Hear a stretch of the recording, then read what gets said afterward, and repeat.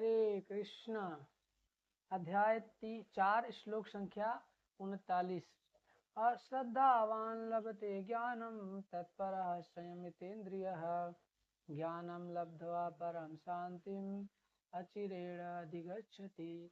भगवान अर्जुन को बता रहे हैं जो श्रद्धालु दिव्य ज्ञान में समर्पित है और जिसने इंद्रियों को वश में कर लिया है वह इस ज्ञान को प्राप्त करने का अधिकारी है और इसे प्राप्त करते ही वह तुरंत आध्यात्मिक शांति को प्राप्त होता है। तो ये प्रश्न ये उठता है कि भगवान के ज्ञान को कौन समझ सकता है?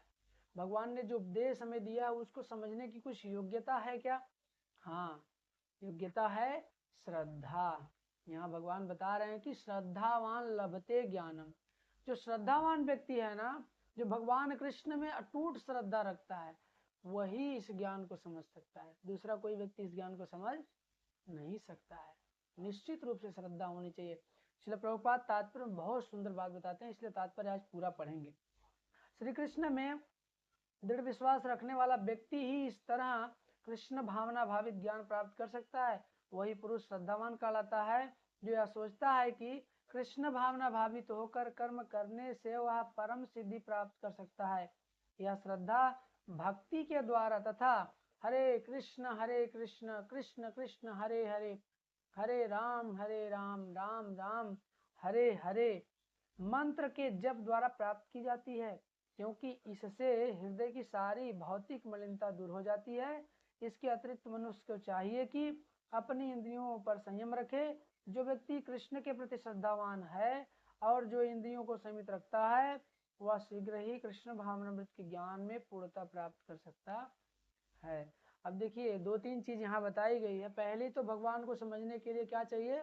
श्रद्धा। तो प्रश्न उठता है कि श्रद्धा आएगी कहाँ से?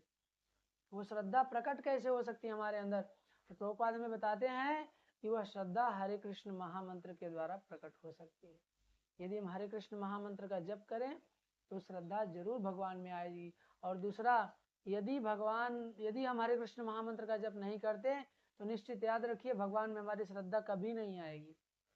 ऐसे हम ऊपरी दिखावा तो कर सकते हैं, मैं बहुत श्रद्धालु हूँ, मैं बहुत भगवान का भजन करता हूँ, कीर्तन करता हूँ। नहीं जी, यदि हरे कृष्ण महामंत्र जप नहीं करते तो भगवान में श्रद्धा अडिग नहीं हो सकती है ना। जो निश्चय के साथ श्रद्धा होनी चाहिए वो नहीं आएगी। तो हमें क्या करना है? पहले तो श्रद्धालु होना है किसके प्रति? भगवान के प्रति। और श्रद्धा को उत्पन्न कैसे करना है? हरे कृष्ण महामंत्र को जप करके।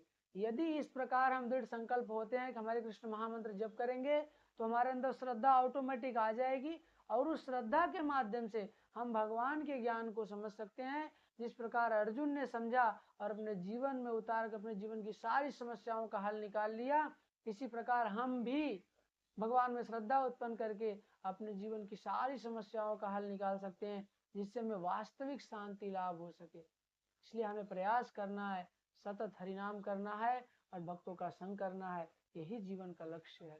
हरे कृष्ण।